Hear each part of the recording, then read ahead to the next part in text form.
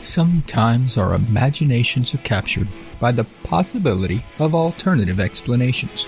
Join me, Ryan Nelson, host of Conspiracy Theoryology, as we explore the historical events and public state of mind that influenced the appeal and popularity of the most enduring alternative theories out there.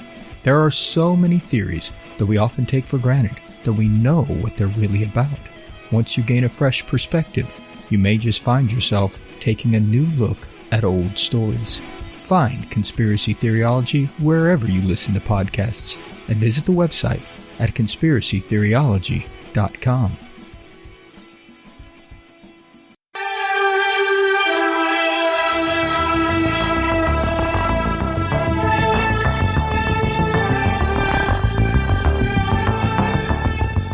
Hello, friends and enemies. Welcome to Perhaps It's You, an unofficial Unsolved Mysteries rewatch podcast. I'm Liz. And I'm Samantha. That was maybe our best intro yet. It was slick. Let's fuck up immediately now.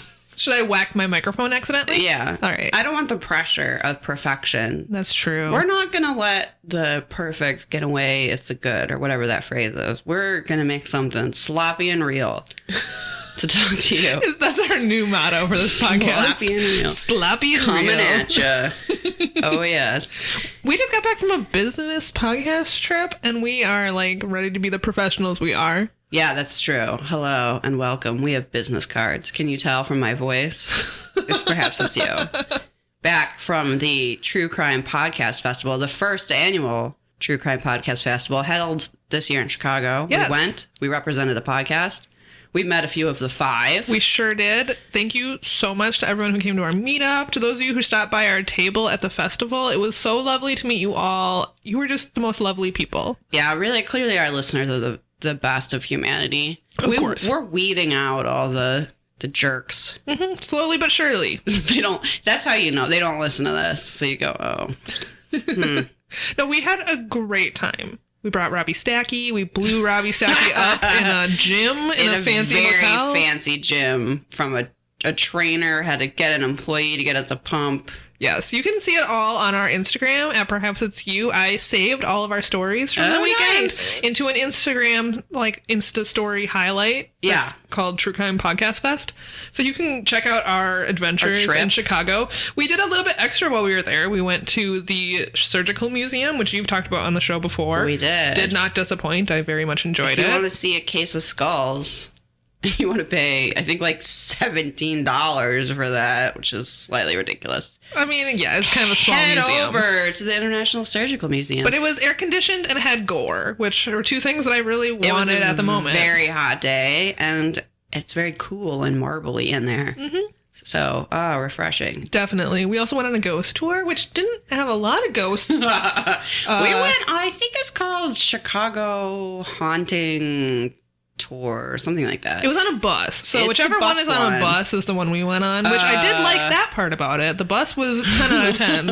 I don't remember the dude's name, but he was very bitter and clearly did not want to be leading a bus tour. And I just felt like, as much as it lacked in ghosts information, and it was more just a history of Chicago / personal accounts of this dude's life and family, a bit strange. I did feel like it was a very Chicago experience for Samantha. Very different than the Minnesota ghost tours we've been on. This guy was no dangerous, Linda, put it that way. He needs to do a lot more research. Yeah, he needs to do a bit more. Stop talking about himself. Yeah, he apparently runs this business with his ex-wife, whose name is Ursula. I think Ursula may be the better of the tour guides. Well, when we looked at the review, I was like, that was a strange experience. Why did I pick this one again? And then I was looking at the reviews, which were all very positive, but they were all like, Ursula's the best. And I was like, I see, we got the wrong guide. Yeah, and it was very full of Chicago history. There were some factual inaccuracies, but we drove around and basically saw locations where a lot of people died, and he was like, well, a lot of people died here, so it must be haunted. There's very little details about, ghosts. Or ghost sightings. Hauntings, or, what how the apparitions appear. No, I don't even think we heard the word apparition. No. That's a bad sign. No. We mostly just went to places in Chicago and heard how they were once, quote unquote, Skid Row. Yeah. Basically, did you know that all of Chicago used to be Skid Row? And a slum. And then was turned into a cemetery? All of it. All of Chicago. And then that cemetery, they just built stuff on top of. Well, at some point it burned down. Oh, then it burned down. Then it was pushed into the lake, all of it. And then on top of what was a cemetery, they just built stuff and they didn't move the corpses, and now the ghosts are mad. So basically all of Chicago is haunted. And ghost racism. There's ghost racism. He's racist against different ghosts. And the two things that I learned that I found interesting on this tour. Fact number 1. This guy fucking hates the John Hancock building. Don't really understand why. He thinks it's like a vortex to evil based on its shape. That was never explained. Which is why it's featured in the movie Ghostbusters. But anyway, what we learned was that the Hancock building has a spider problem. A big spider problem. And by big, I mean there's big spiders. There's big spiders and there's a lot of them. It's Australia up there. So that's interesting to me. Apparently, because heat rises, the building's so tall, kind of old. The spiders find refuge at the top where it's very warm. And so the people who have to like change the colored lights for like St. Patrick's Day or Cubs winning or whatever, which I didn't realize we're still like literal. They don't do that digitally at this point. They literally have to go up there and swap out the light bulbs. There's dudes that just swap the lights, but they have to wear these like hazmat suits because of all the spiders. That's what he said. I don't know. Yeah, we cannot verify this None information. of this information has been fact checked. Okay. I'm not going to go up there to find out. Second piece of information. You may be familiar with Hull House. It is now a small museum. It's a historic home in Chicago. But what's interesting about that is that it was apparently someone brought their quote-unquote devil baby to Hull House back in the day, which I guarantee it was a child that had birth defects and tragically died. Yes. But anyway, people thought it was like a demon. It was brought to Hull House. It died. And it is now said to haunt Hull House, this demon baby. Ooh. Dramatic. There we go. There's the mic smack. That was the inspiration for Rosemary's Baby. Fascinating. Even though that story takes place in New York, the demon baby of Hull House became Rosemary's Baby. Mm-hmm. So I felt some like weird Chicago pride in that. We really feel there should be a statue. Yeah, I want Mia Farrow with the iconic haircut in like a house dress, preggers, standing in front of Hull House. Is that too much to ask? Yes? Oh. Probably, but maybe they should think about it. I definitely... Can you tell from this podcast I want more statuary in the world? Yes. of actual cool shit and not Confederate generals. Yeah. Pull those down, put up statues of Mia Farrow. Why is that too much to ask? Come on. So we learned that on our ghost tour. Yeah. We had a great time, ate so much delicious food. We ate a lot. We had 4 gelatos in as many days. Well, yeah. 2 bubble teas. So amazing. Nice Chinatown lunch. Shout out to Liz's family who joined us for brunch on Sunday. Hi, my family. You were delightful. I'm sure they're listening. Samantha was fooled. She thinks you're delightful, so keep it up. It's going to be a hard ruse to pull off over the years. Yeah. I feel like that's our update. It was fun. It was, the whole time we were like, wow, we're on a business trip. We kept saying the word business a lot, and then we would see actual business people, and we'd be like, oh, we're just like them. Who were like talking on the phone at 6 a.m. about... To who? I don't know. Like synergy. This guy at the airport, seriously, it's fucking 6 a.m. He's on his like Bluetooth, and he's saying things like, the only thing that's going to hold us back is ourselves. Actually happened. Liz and I are like, I don't know, still half asleep, like sipping on some coffee. Yeah, I've got a donut and an orange juice, and we're just like, who the fuck is this guy? He's probably talking to no one because no one is awake unless they have a flight to catch. But that's business. That's how business works. Mm-hmm. And we're business people women, now. So we definitely did better than the person next to us at our table who showed up drunk at 10 a.m. And we're pretty sure. Allegedly. I'm certain he was drunk. He just threw these like notebooks and stickers onto the table. He didn't even like unwrap them. Like all the notebooks were still in saran wrap together. For context, check-in for this event was at 7:30. It started at 9. He shows up at 10:30, probably drunk, just throws shit on the table. He doesn't have a sign. He like nothing. He turns to us. He makes fun of our display that we've already like set up nice. Like basically like, why is this so cute? This is true crime. What are you doing? Pretty much. And then we were like, who are you? Like, what? And then he left. We never saw him again. There was a one point where people were like, oh, I really like his notebooks. And we're like, well, you could probably take a whole thing. Just take them all. Because I don't think he's even coming back. It's 4 p.m. now, and we never saw him again, so... I don't think he came back to clean up his stuff. He just... I don't know why you would pay to go to a conference and then not stand there and promote your podcast. Maybe he had ambitions once, and then he had a rough night the night before. Maybe he went on a different ghost tour, got a little rowdy. I think maybe that's what happened. I'm not judging, but... He couldn't be bothered to promote his podcast the next morning. So we looked very professional in comparison. It was nice that he was right next to us because our display looked very good in comparison. We were there. Everyone else at our table were completely lovely. I mean, maybe he's lovely too. We just never got to meet him. I'm going to say he's not because he insulted our thing. Based on his comments. And I'm better now. It's a good guess, but everyone else we met was just delightful. Yes. There was a podcast there that had a cardboard cutout of their pod dog. Why don't we have that? I don't understand why we didn't think about getting one of Lenny. Maybe for next time. Yeah. Apparently it's going to be in a different city next year. Okay. So. It'll be interesting to find out where it's going to be. It was their first year, so I'm sure it's only going to continue to grow. Yeah. We were at the first one, everyone. We sure were. Wow.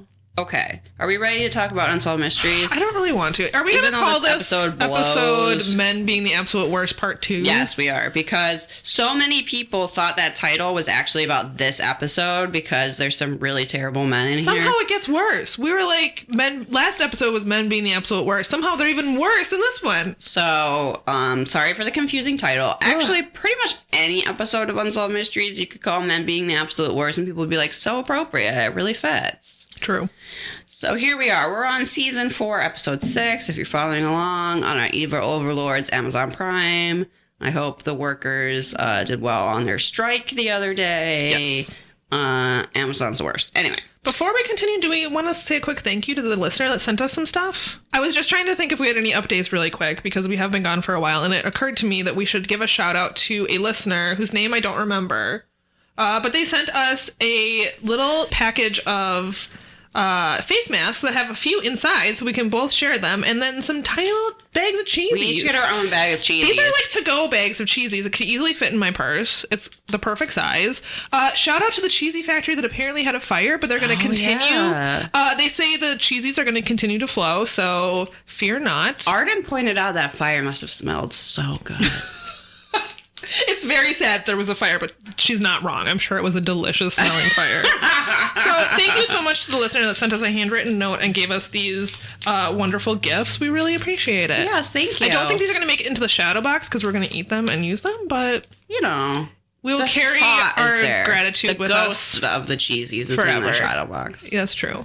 That's true. See, right here. Liz is pointing to the shadow box, which is now hung up on the wall. I should put a photo on Instagram. There's where the ghost cheesies are. Yeah, the little blank spot in the corner is the where the ghost of all the cheesies we've been sent lives. Yes. All right, let's actually get to this episode. All right, our first one is a lost love. It's a bummer. Men are the worst. I hate this mystery. I think I even sent Liz a message while I was watching it. She was like, what is this? This is garbage. Okay, so this is the mystery of Michelle Fazzini. We go back to 1964 England, where a teenager, she's 18 years old, Delia Fazzini, learns that she's pregnant. She is at a bar. She tells her boyfriend, who thinks he's in the kinks, he's there in his leather jacket, trying to be all cool. And she's like, look, I've got something to tell you. I'm pregnant. And, you know, it's been three months. Yep. Is he excited about this news? No. Is he moderately supportive of this news? No. Does he say if she tells people it's his child, he'll say that she's slept with all of his friends? Yes. That's his immediate reaction, folks. Yeah, his immediate reaction was, well, it's not mine. And she's like, yeah, no, it is. Of course it is. And I'm sure he also knows that it's his. Yeah, of course he does. But he doesn't want any responsibility. So he's like, if you tell people that's my kid, I'm going to tell them you've been banging the whole town, essentially. And this is someone that she, like, loved and wanted to marry. And he says this and apparently just gets up from the table and walks away. Trash, garbage. Hopefully he was hit later that day by a double-decker bus, but that cannot be confirmed. That's just my hope. So, God, I can't imagine anything worse, really. Well, it gets worse. It does. Actually, I can, because it happens.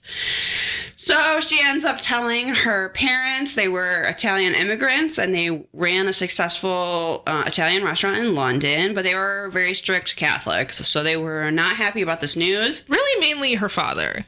For 7 months, she hid her pregnancy by wearing corsets and loose clothing, trying to not let on, but when it got to the point that she couldn't conceal it any longer, it seems like her mom figured it out. I'm sure her mom probably actually knew for a while, and was also like, oh great, I don't want to tell your father either. So they were, there was just, everybody was pretending nothing was going on.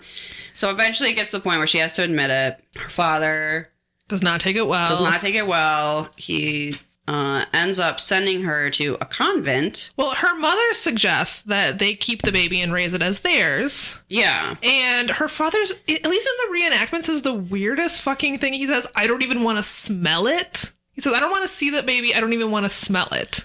Maybe he is saying it because newborn babies smell great.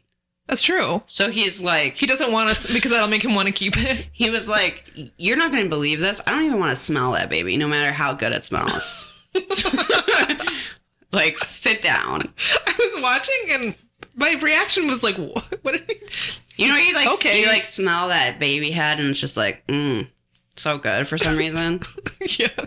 I mean, it's true, but that statement is very bizarre. I don't even want to smell it. You know how you smell that baby head and then it's just like, People know what I mean. Either you know what I mean or you don't. No, you're right. Babies smell good. But the way that they have, just perfect, smooth skin, they also just, smell great. I'm sure that's, some thing to try to trick me into having a baby. Probably. It's not gonna work, Mother Nature. That's evolution making you want to have your own good smelling baby. Where it's like, where can I get more of this smell? Right. I have to have a baby. I guess I do. Guess I do. It's not gonna work, Mother Nature. I'm on you. No. So, he didn't even want to smell the baby. So she's sent to a convent, which she describes as like a prison.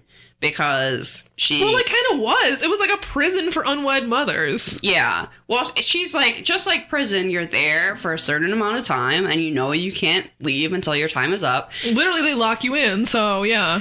Also, they made all of the quote-unquote unwed mothers do manual labor.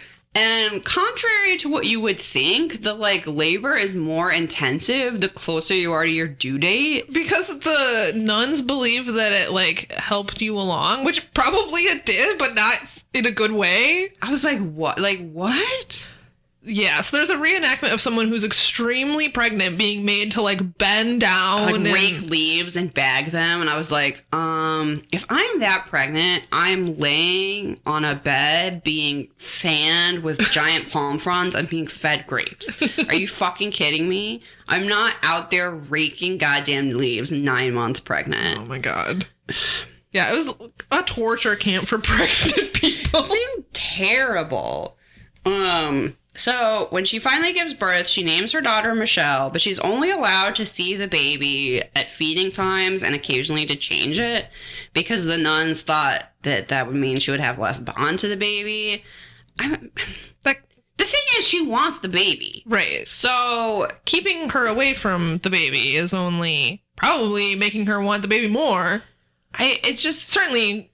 worsening the trauma. Maybe if you didn't want the baby and you only went to feed it, you wouldn't feel that bonded to it because you didn't want it in the first place. But she actually wanted this baby, so this trick is not going to work. No, it's only worsening her trauma, really. So at some point, her parents are allowed to come, and there's this is so weird to me. There's 3 prams or free fancy bassinets sitting outside with babies in them lined up and then her parents display. Are allowed to come down this lawn and look at the baby, and Delia is up in a window spying on them, and she's hoping that once her dad sees his granddaughter, he will change his mind and say she can bring the baby home and raise it. She's 18 years old. I feel like if she wants to raise this baby, like, fucking let her. Yeah. This is ridiculous. She should have a say in her life and her child's life, but that's not the way that it goes. Her mom, like, goes and asks to hug the baby and is, like, cuddling it and asking its name and stuff. But the dad just turns and storms off. Yeah, she described the scene where she's watching from a window up in the air, and she sees her dad, like, trying not to look at the baby, but sort of stealing glances. And in her head, she's, like, having hope that maybe once he sees the baby, he's going to change his mind. But he turns and storms off, and she knows in that moment that the baby was going to be taken from her. It's such bullshit. Yeah. It's really sad, and this dad is a jerk, and hopefully, well, actually, we know he wasn't also hit by a bus, but... I mean, her mom should have, like, just slipped him some antifreeze or something as coffee.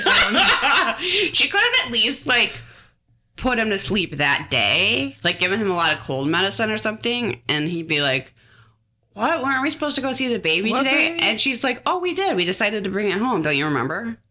That would have been brilliant. She should have done that. That's better than murder. You're right. She's like, don't you remember when you said, I love my granddaughter and I love my daughter and I would do anything for them? Don't you remember, honey? Aren't you a Christian man of your word? Yeah. Don't you think this is what Jesus would do? Anyway, just unfortunately, that's not what happened. Although in our alternate reality, that's how we would fanfic it out like that. So she is forced to give up the baby. The convict comes and tells her that Michelle's being adopted to an American couple. The dad was in the Air Force and was stationed at the time in Northampton. So Delia is forced to sign papers that will allow the baby to be taken out of the country. This is so horrible. They lock her in a room while they're giving her baby to someone else.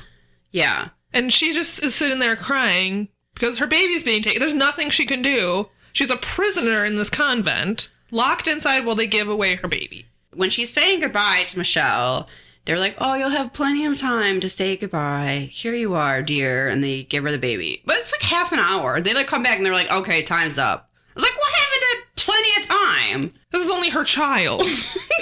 So, but Delia slips a note into the blanket. This breaks my heart.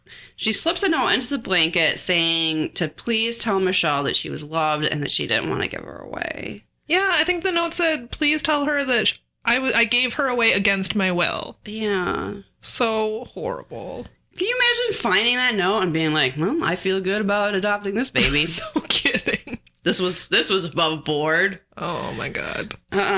So over the years, Delia always sort of wondered what happened to Michelle, but she goes home and her family never speak of it again, which is wild to me. Because I mean, I guess it's wild to me that she continued to speak to her parents at all. Yeah, instead of certainly her father burning down their house. But literally, they never speak of it again. All right, Delia. That ability to compartmentalize is impressive. Yeah. So, she goes, she lives her life. She's married twice, but she has no other children. She kind of she thinks about Michelle every day and wonders what happens to her. Her father dies in 1976, but her mother decides to be an absolute bitch and is like, let's honor your father's wishes and not talk about it. She literally refused. Dead. She refused to give Delia any information about the adoption because it was her father's wish. What? He's dead. She's like scared of his ghost. I don't understand. Ugh, I hate these people. Then finally, before her death in 1991, she's like laying in her deathbed. Delia, being a way nicer daughter than I would be, comes to see her mom. And her mom is finally like, this is what I know about the couple that adopted Michelle. Their last name was Walters. And then was like, can I see a picture of her? Delia has 2 photos of Michelle as a baby that she has carried with her whole life. And her mother asks for the photo, and Delia puts it by her bed. And I think her mother says something, at least in the reenactment, that she's going to tell all of the nurses that this is her grandchild. A little too late, Mom. I'd be like, fuck you, Mom. It's a little too late. Oh, what? Their name was Walters? Okay, have fun dying alone. Bye! Like, bye! What the absolute hell? Delia needed this information a long time ago. I cannot understand. She didn't need it when it would relieve your conscience when you were dying. That's so selfish. I know. Anyway, then she dies. Good. Then she dies. I don't want her on this earth. So, that's the mystery. Delia wants to find Michelle. Yep. This is all the information she has. She has 2 photos, and supposedly their last name was Walters, and she knows they were American, and she knows that he was in the Air Force. Mm-hmm. That's it. Okay, but fortunately, this is solved. In July 1992, Delia learned that Michelle had been renamed Laura Franklin. Though her adopted name was Walters, she had married, so she had changed her name. There is video footage of her watching the segment. Yeah, she found out ahead of time that she got in contact with her mom, and her mom said, watch this Unsolved Mysteries to understand what happened. And so, yeah, they have video of her watching the segment, and it's very moving. Laura, formerly Michelle, lived in New York. And she called the telecenter to be put in touch with Delia. And a few weeks later, in 92, they were reunited at the Syracuse airport, along with Delia's son-in-law and 2 grandchildren. What's super nice about this, I think, is that Laura's adopted mother had passed away kind of recently. So I'm sure it was a point in her life. I mean, Delia always wanted to find Michelle. Right. But I feel like this was a good point for Laura/Michelle to find Delia, because now that her adopted mother has passed away, she has some connection with her biological mother. And Delia says, look, I know I can't replace her mother. I didn't get the opportunity to raise her, but I do want to be a part of her life now, and I hope that they can have some sort of relationship. And it seems like they did, and it was really sweet. Well, and Laura's mother apparently gave her all the information she had about her adoption and was very upfront about it. Yeah, Laura's mother wasn't a total jerk like Delia's parents. So she had this information her whole life. She'd clearly shared it with others, and when this segment aired, they were immediately able to identify her based on the information. Yeah. And now they got to have a relationship, which is... I mean, this is a terrible story, but at least it has a happy ending. Yeah, the reunion, or whatever you want to call it, them being reunited is really sweet. It was very sweet. Laura has a little bouquet of flowers, and she gave a little bouquet to each of her kids to give to their grandma. It was really moving. My favorite part of Lost Loves, of course, is the reunion. This is a good one. This particular Lost Love is a good one. It just, I don't know, it features some really terrible dudes. Yeah, man, get it together. We're going to send you into the sun. For real. All right, so our next segment is another one. This one's worse. This one's pretty bad. This is real. This episode really needed a paranormal segment. Yeah. Man, oh man. We only get 3 mysteries. We get a very long update about that amnesia case. That's like the whole segment again. Ugh. I don't understand. That was what, Tommy? Was that the guy? That guy that stole some frozen food and then had amnesia. That guy. I was interested to find out that our Facebook group mostly thought he was faking it. I was interested in that too. Because I don't really get why. I guess... Honestly, that was my gut reaction until you sort of teased it out more, and you were like, why would he go on the run from stealing food? Like, that doesn't make any sense. Why would he wander around in the desert putting his life at risk after stealing frozen food? It makes more sense that he had some sort of medical incident.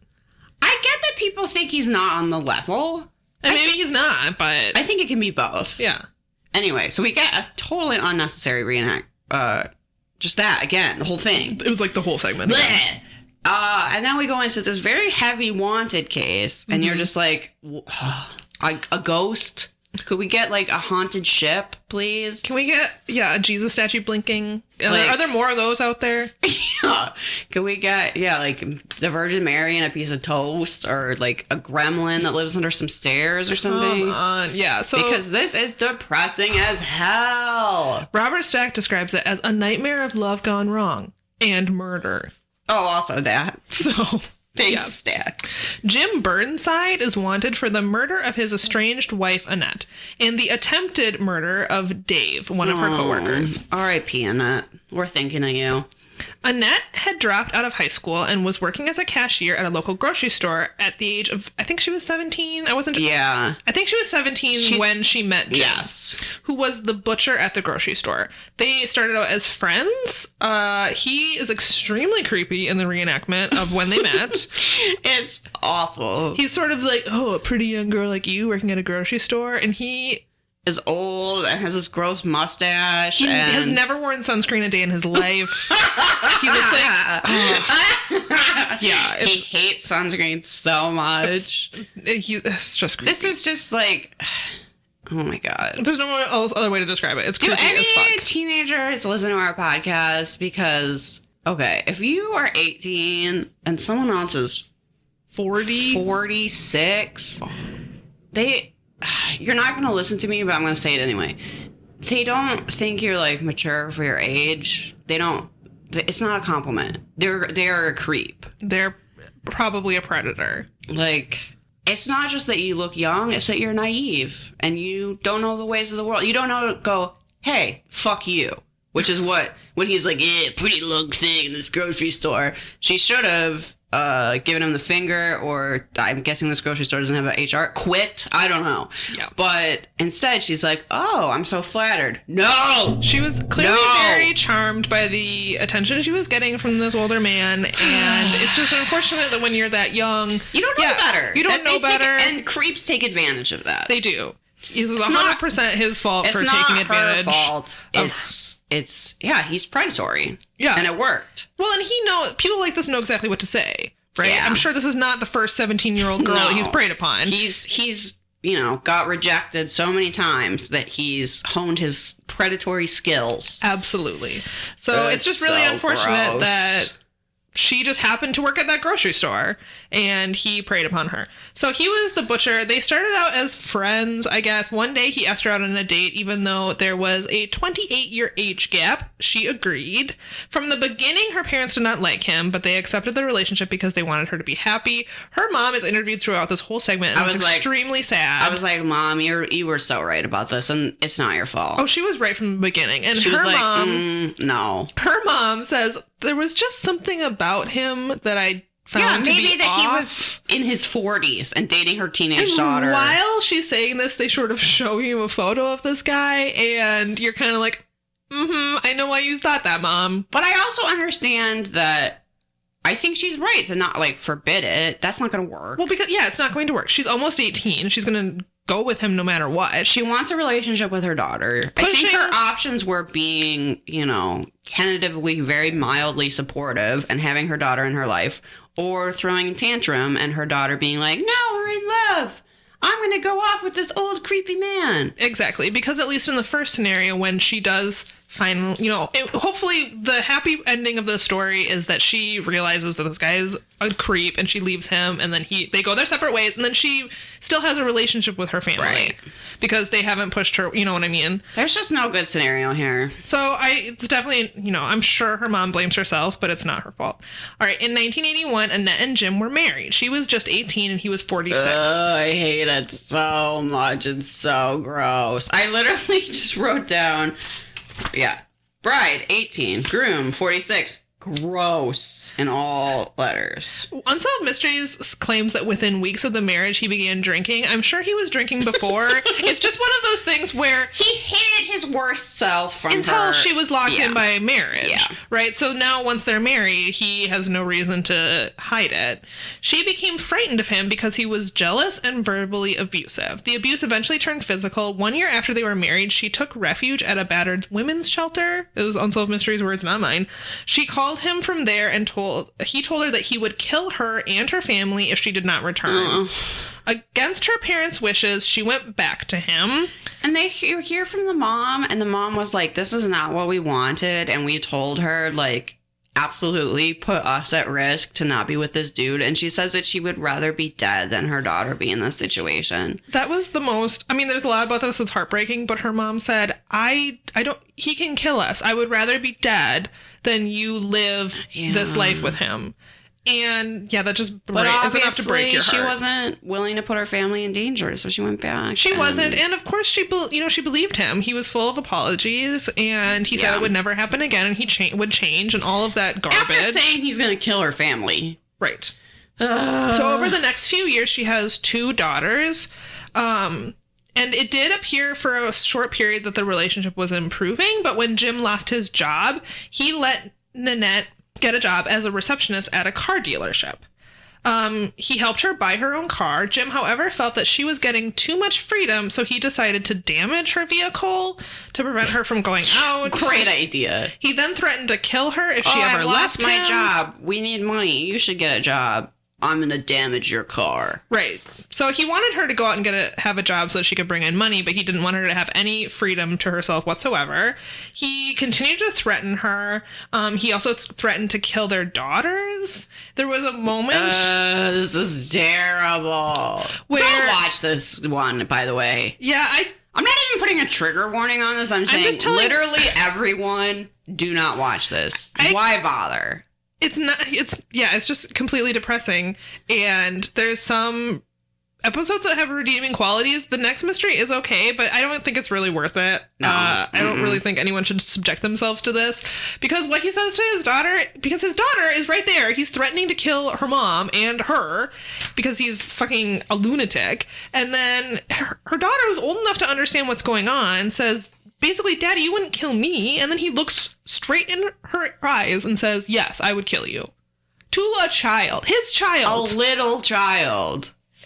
It's disgusting and terrifying, and men were a mistake. They were. I'm sorry, men listening. Can we just send them all to, like, surely technology has advanced. Like, we could they can all live on the moon, right? It's the 50th anniversary of the moonwalk? Yeah. I think it's time to revisit the moon. Build a moon colony and send all men there? Like, it's for our safety. They could come back occasionally. A few, like, really good cooks can come back and, like, make us some, like, barbecue or something, and then just go back. Go back to the moon. Like, once a year, they can... a select few can come back. Samantha for president. Samantha's got my vote. This moon plan. We'll bone them. Send men to the moon. Yeah, like, Gordon Ramsay and, like, a couple of his chefs can come back, like, twice a year. See. There's a Gordon Ramsay exception. Yeah, like, twice a year they come back and they make us some delicious quiche or something, and then... Back to the moon. Back to the moon. I love it. I think this is a great idea. And it's not like they're going to be... I mean, they can have the whole moon. Don't worry, fellas. It's plenty of space. You can have the whole moon. You can have the whole moon. I'm sure it'll be great. Yeah. Right. Do whatever you want with it. It's yours. All right, so I lost my place. That's because, he just threatened to kill his own kid. Yeah, oh yeah, that's right. The next day, while he was at work, Annette called the police and asked them to escort her and their daughters out of the house. She was going to file for divorce and leave him. By the time he got home, she was on a plane to Ohio to leave their daughters with relatives. 5 days later, she secretly returned home so she could continue to work. Unfortunately, Jim eventually discovered that Annette was back in town. He began spying on her by the reenactments account from bushes. He was hiding in bushes across the street manner possible with a pair of binoculars. He also called her parents multiple times, threatening to kill her and them. They reported the incidents to the police, who said that nothing could be done unless she was actually harmed. Really? I can just call people and tell them I'm going to murder them? I guess. And there's not harassment. There's just nothing they can do unless they actually murder you. All right. Well, trash. Okay. You hear that, Ted Cruz? I'm allowed to call you and tell you I'm going to murder you. It's fine. On February 17th, 1988, 3 days before Annette was scheduled to testify in court regarding the divorce, she came to work as usual. Around 12 p.m., she met Dave, her coworker, in his car for lunch. She then noticed that Jim was approaching. He bashed the passenger side window in with the butt of a rifle. Dave got out to confront him, but was shot in the stomach. Oh, Dave. Annette tried to flee. However, Jim chased her down with a knife and stabbed her 15 times. Dave was rushed to the hospital and survived. Sadly, Annette died on the scene. It's horrible! This all happened in a parking lot in broad daylight. At her work! Jim was able to escape. He ended up buying several items from a sporting goods store and then withdrew a large amount of money. 2.5 years later, a groundskeeper approached a stranger at Annette's grave who fled the scene. The groundskeeper identified the stranger as Jim. He has not been seen since. What do you think he was doing at that cemetery? Going like, I did a great job. Probably. Ugh. It's disgusting. So, fortunately, the result is that he was captured. On the night of the broadcast, 2 viewers contacted the telecenter to report that Jim was living in Shelby County, Alabama, under the assumed name of Al Wilson. He was working at a flea market at the time. The next morning, federal he was authorities out there arrived. selling Amway. Apparently. You know it. He noticed them and ran to his pickup truck. He pulled out a gun and began firing at the officers. They fired back and struck him twice. He was arrested and sent to a nearby hospital. Apparently, Jim had seen the broadcast as he told his coworkers the day he was arrested that he anticipated having problems that day. He was convicted. They thought he meant like he was going to run out of singles at the flea market, but he actually meant that the fuzz was coming down on him. That the feds were going to show up and arrest him. Yeah. He was convicted of assaulting a federal officer and then returned to Florida. He pleaded no contest to Annette's murder and the attempted murder of Dave. He was sentenced to life in prison without parole. He died in prison on November 27th, 2015. Well, I'm glad he's dead. Me too.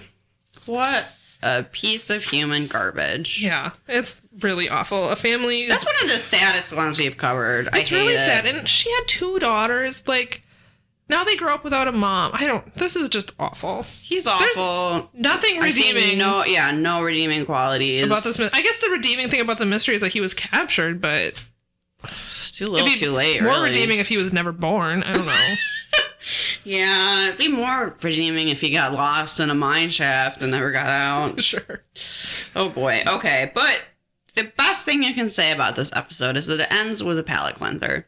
Yeah, this one's actually good. So you watch that mystery and you go, wow, I don't know if this is a world I want to live in. Did I consent to this? Mom. Suddenly we want to send all men to the moon. Mom, I didn't ask to be born, you say. But then you get this little sweet lost love. Yeah, this is a good lost love. And sometimes we're like, I don't want 2 lost loves in an episode, but you need it. This time you need it. Mm-mm. So in 1969, we hear from a man named Jeff Fisher, whose dad left that year. He was being raised by a single mom. He did have a sister, but he'd been really close to his dad, and then his dad was just like completely out of the picture and he never heard from him. So it was leaving like a real gap in his life, and he was too young to understand that it wasn't his fault and sort of what that meant. We see a scene of his mom taking him to the barber shop, and he's like, no, I don't want to go there with you. I want to go there with my dad. Like, men are supposed to go to the barber shop. And she's like, well, your dad's away. Yeah. So I have to take you. And it's just, I don't know. That's sad. It's sad. So, when the first branch of the Big Brothers of America opened in their town, Jeff was the very first person that signed up to get a big brother. And his brother was named John Novotny? Sure. Sounds right. He was a local salesman and a father of a 2-year-old daughter, and he was very serious about the program and spent a lot of time with Jeff, and was just, since Jeff's mom was working a lot and couldn't spend as much time with him as she wanted, he would like take him camping and, I don't know, do like manly things with him. Sure. They went fishing a lot. Yeah, so they spent weekends together, and you see a little reenactment of them, like Jeff learning how to put up a tent, and yeah, them out on a boat fishing. Learning how to grow some impressive sideburns. I assume he passed that knowledge on. John in the reenactment did have some... They were clearly glued on, but wow. Serious sideburns.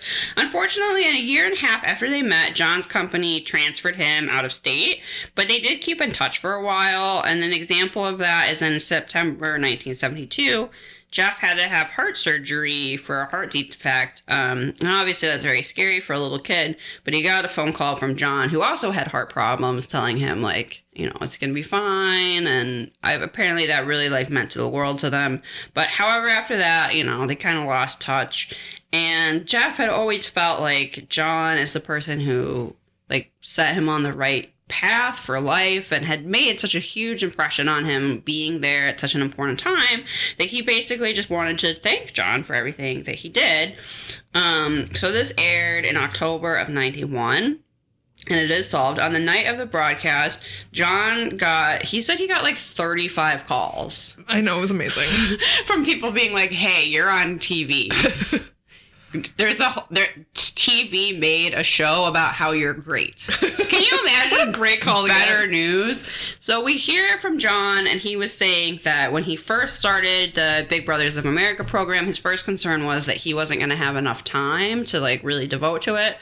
But he clearly did take it really seriously, and so it was so nice to hear that he had made a positive impact in someone's life. Right. And he's like, when you sign up to do something like this, you never know if, it's going to actually impact someone's life. And to find out years later that you had such a big impact was really special. Yeah. So then we get to see a reunion between them. It was the first time they had spoken 20 years, where Jeff and his wife traveled to John's house in Tacoma, Washington. And it's just really sweet.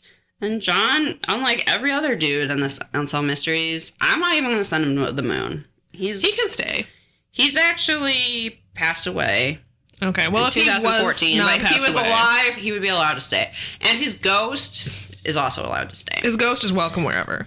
John actually seems like a really stand-up dude, and I appreciate that he took the time out of his life to help someone that was struggling. And if you have the opportunity to do that, clearly it means a lot to people. So, right. I mean, you can imagine this man had a young family. He didn't need to spend so much time with someone he didn't even know. But he did, and it really changed this person's life. Yeah, it's really sweet, and I don't know. It was touching. Jeff and John, you both get a thumbs up. Everyone else, to the moon. To the moon. To the moon! Yes, okay, and that's it. Like, that feels really short, but that's the whole episode. That was the whole episode. I mean, most of the episode was that stupid update, but should we rate it? Yeah, I guess. All right. Wait, did I have a mustache in this, or what? My MVM was that guy's sideburns in the reenactment. You know what? I didn't There even was have a mustache, but I honestly don't remember whose it was. I didn't write it down. I mean, the gross, abusive he had a mustache, but he's a dirtbag. He had a mustache that was really gross. You could tell that it always had food in it. And it smelled like beef. Yeah, and soup. Yeah, it smelled like cigarettes and coffee like all the time. Oh, gross.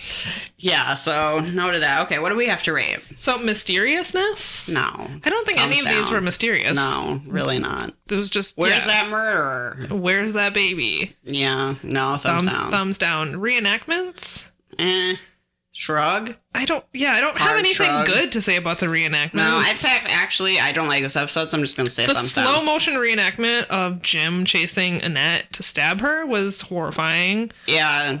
So I don't have anything good to say about them. Thumbs down. Fashion? Unremarkable, I'm going to say. I don't remember. Do you want to see a creep dressed like a butcher leering at a girl? Oh, no, you don't? Yeah, I don't, actually. Thumbs down. Wish I'd never. Was Robert Stack even in this episode? He's very briefly in, I think this introduces Wanted one. And you can tell, I feel like he really brings a gravitas to this that's important when talking about domestic violence. Oh, you're right. He gives us taking it seriously. Yeah, so whatever. He can have a thumbs up. He's the only thing good. Sure. Him and the John. Dudes in the last mystery can stay. Their ghosts are allowed to stay. Yeah, I don't know. Out of a possible 5 Robert Stacks, I'm gonna give it a 2, and that's only because of the last mystery. I agree. It would be a 1.5 if it wasn't for the last one. So I think and I'm glad that Delia found Michelle, but I mean that's also a bummer. 2 Robert Stacks is more than this episode deserves, but I'm gonna give it a 2. I think it's getting a 2. Okay. Thanks, John. I'm sorry you've passed on. Goodbye to this episode. Don't bother watching it. I hope the next episode is a lot better. If you have watched ahead and know if our next episode is good, if any of them are good, please let us know. I need a cryptid. What is it? Past life. Oh yeah, past life would be good. Someone who thinks they're Cleopatra, please. Yeah, a hypnotist. I don't know. I need something. Remember when that guy had the life flash before his eyes and it was on like a weird conveyor belt of memories? The lazy Susan of memories. Yeah, I need that. Yeah, that would be great. I feel like, so we were at the True Crime Podcast Festival, and you're saturated with the podcasts that are about tragedies at this thing. And that's the genre a lot of people like. I like it. But I really feel like what our podcast brings is a little bit of everything. Some palate cleansers. You know, we get the aliens. A lot.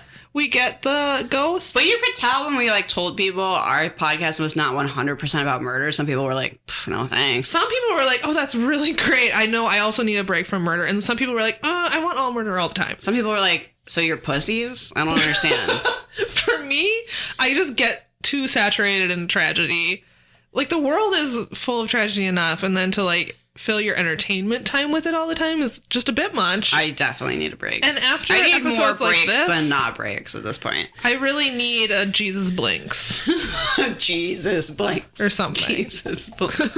I need a dog that saves someone's life. Oh, please. Can That's we get what I like really 20 need. rats that save someone's life by working It together? it doesn't have to be a dog, I guess. I need another Harley the service dog that saves someone's life. Can we get a haunted mailbox? Literally anything. A magic rock? Please. That's clearly a fake mystery, but I want it anyway. Surely there's a castle that has a ghoul. Tell us about it. Please. Please. Please. I can't keep doing this. All right. This is a Sunday. I could be doing anything. We're talking I don't want to talk about domestic violence. Domestic violence. All Okay. right. All right. Do you have I hope you have a recommendation. I do have a recommendation. Good.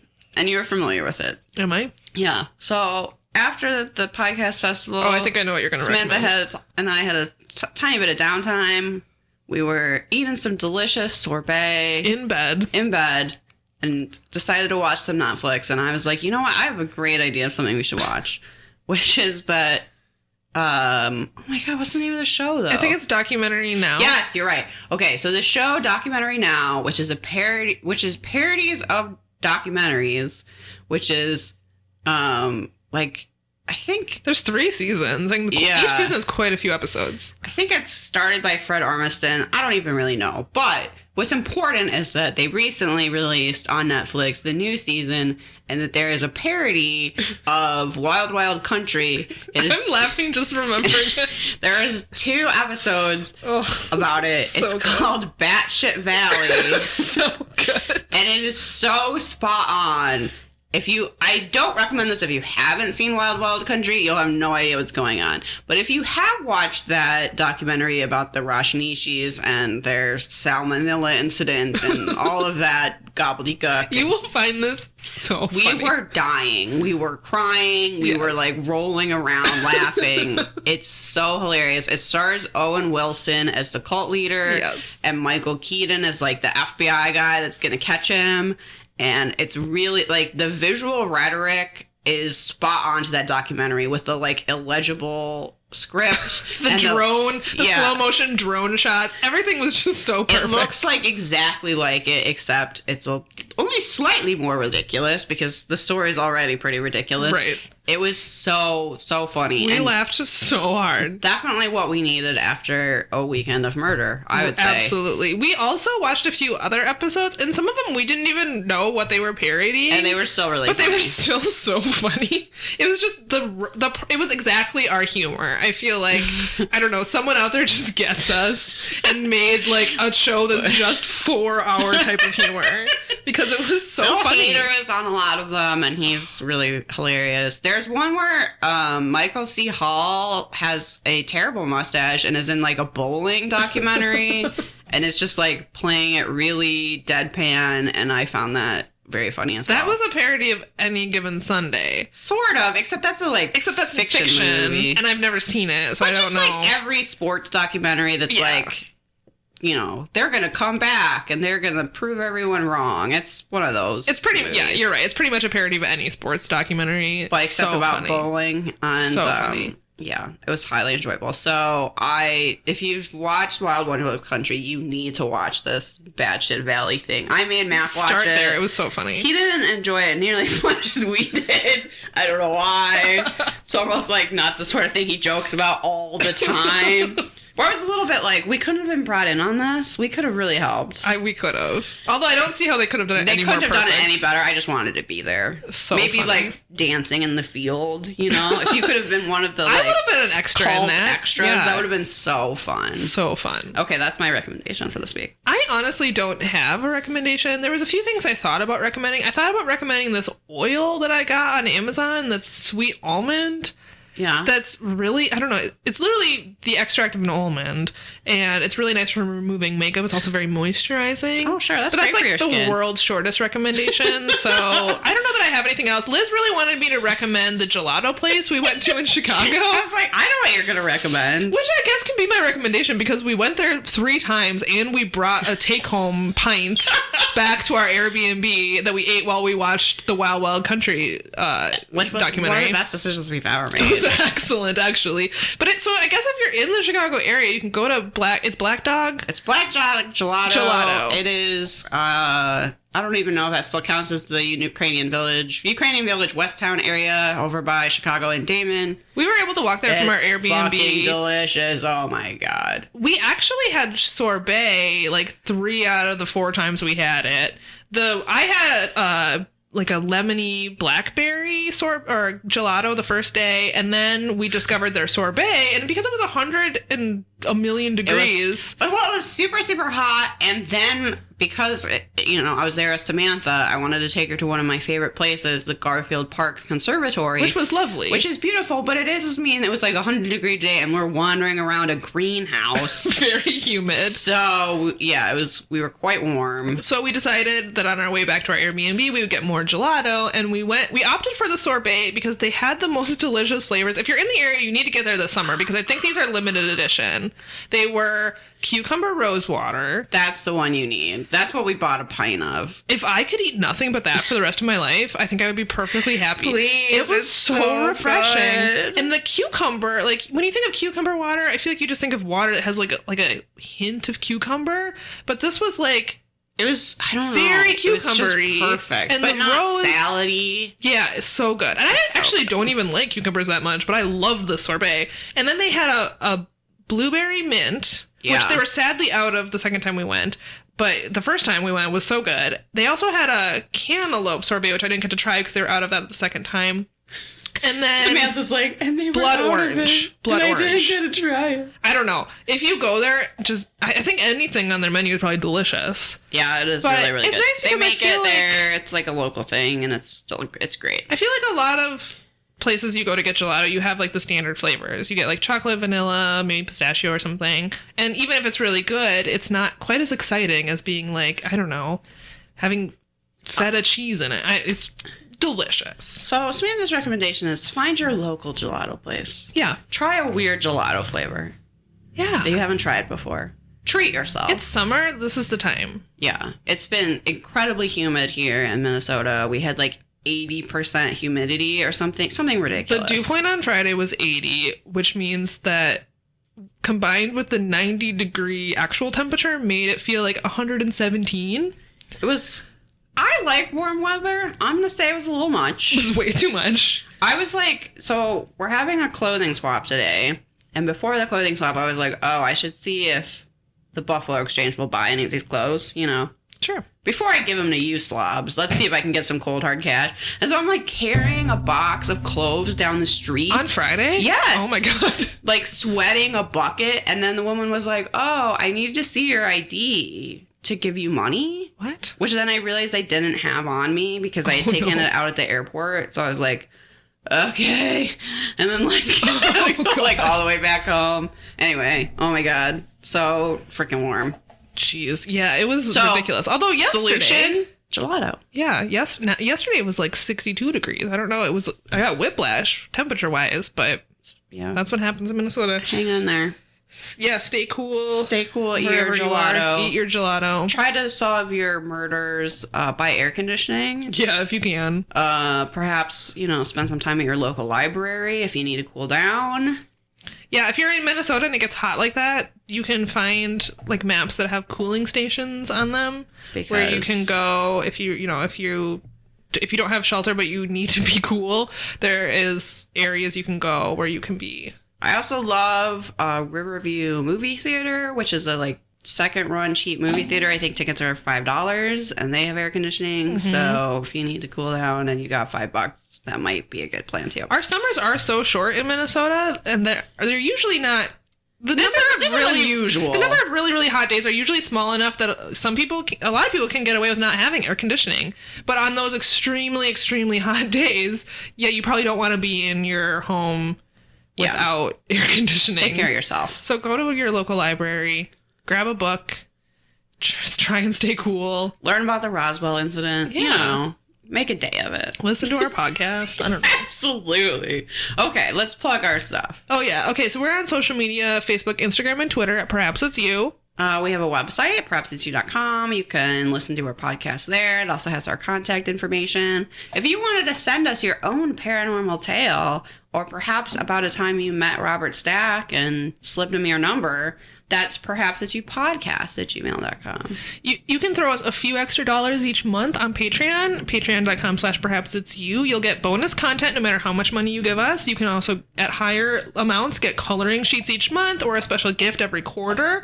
We're about to record our July Patreon episode, which is going to be top 10 secrets and mysteries of mummies. I'm kind of excited about it. It was actually I like a good talking episode. about mummies. So we're going to have a lot of fun. And like I said, giving us just $1 a month will get you that extra episode each month. And the super duper mystery solvers, the people who get a gift every quarter, people who were due for a gift this month, they've gone out. I feel like everybody should have gotten them by now. You got a replica of the sign from Bobby Mackey's Music World, telling patrons they're not responsible for the actions of the ghosts. I'll post a photo on Instagram. Now that those have all gone out, I'm going to post a photo on Instagram so you can see what they look like. You won't be able to get that gift if you sign up now, but you will, in a few short months, get another gift. And they're always pretty awesome. I'm pretty excited about our next one. So yeah, now's the time to sign up. Is that everything? I'm sure we forgot something, but who cares? Okay. Oh yeah, give us a 5-star review. We only accept 5-star ones. So on iTunes, Apple Podcasts. Go do that. If you haven't already, it always cheers us up. Shout out to our listeners in Finland. Apparently we're huge there. Oh, yeah. Congratulations on Norway, Samantha. Congratulations. Okay. Thanks, everyone. Go solve some mysteries. Bye.